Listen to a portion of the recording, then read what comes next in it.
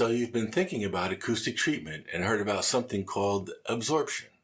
What is absorption? Good question. Well, it just so happens I recently did some acoustic treatments to my home studio, and in this video, I'll share what I learned about absorption.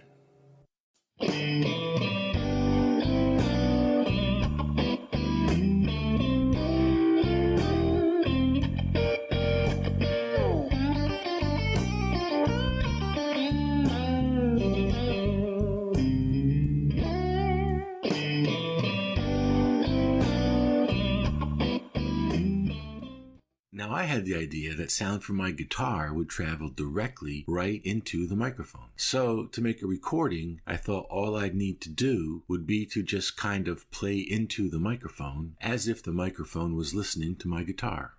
And while it's true, sound is traveling directly to the microphone, it's also true that sound is really kind of exploding, going out in all directions and bouncing around the room.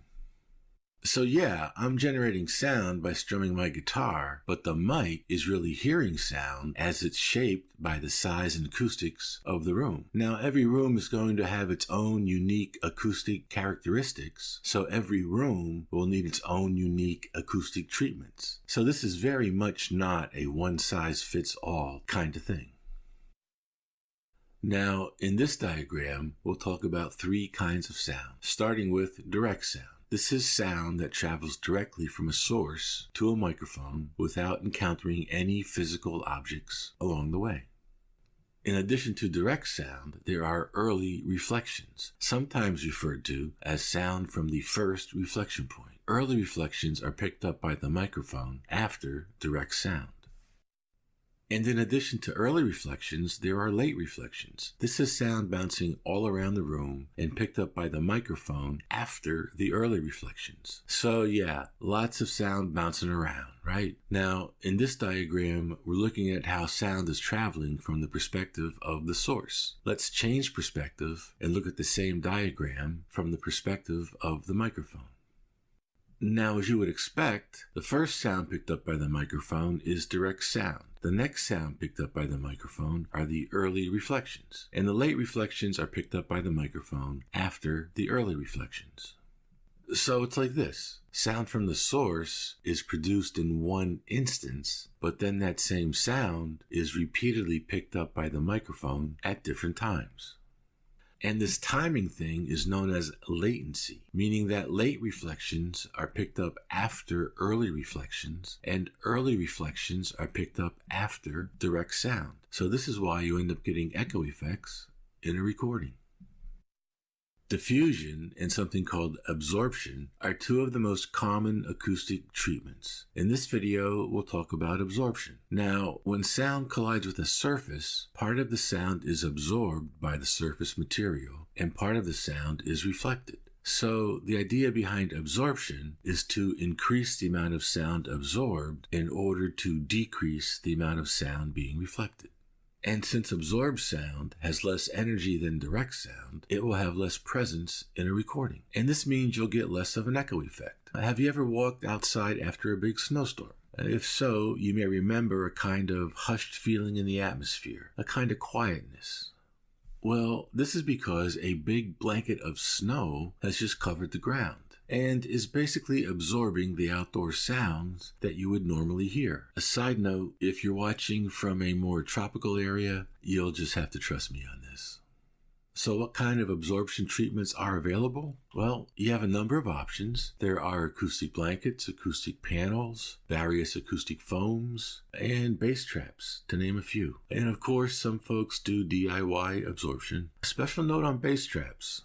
Now, in my research for this video, I noticed many folks seem to stress the importance of bass traps. Turns out low-frequency sound tends to resonate in the corners of a room, and low-frequency sound can be problematic in your recording. So if you're interested in the how and why of this, it's something you can dive into and learn about. For this video, let's just say bass traps are designed to trap low frequency sound that resonates in the corners of a room.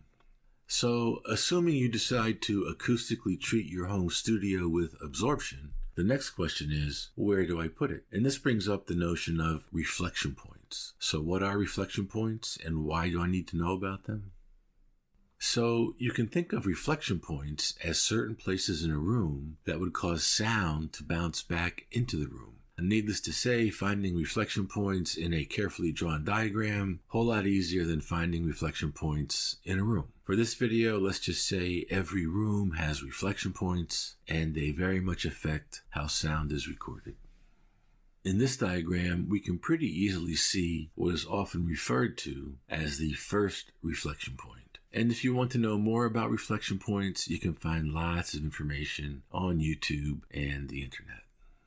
And as the name implies, there are other reflection points in a room. And again, in this diagram, it's easy enough to see where other reflection points would be. So these are the places where you would want to install acoustic treatment, right? It makes sense. In this video, we'll focus on the first reflection points. Let's imagine we installed acoustic blankets on the first reflection points. Direct sound, not affected. And as you can see, early and late reflections are absorbed. Now, from the perspective of the microphone, looks like this.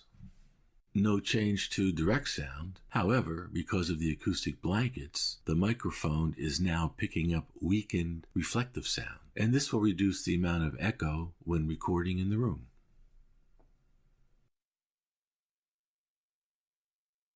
So there are many factors to consider when it comes to acoustic treatment. Room size, reflection points, microphone position, various microphone settings, diffusion, absorption, bass traps. And when it comes to diffusion and absorption, it's not an either-or kind of decision. As a matter of fact, I noticed it was often the case that folks used a combination of absorption and diffusion. And as you may have guessed, yeah, I have a diffusion video as well. You may want to check it out. So after giving the matter some thought, here's where I landed. Got an acoustic blanket, put bass traps up in the corners, and did a little DIY. Hung a thick comforter blanket on one bare wall.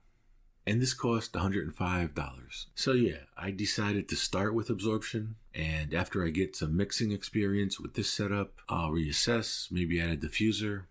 Yeah, we'll see.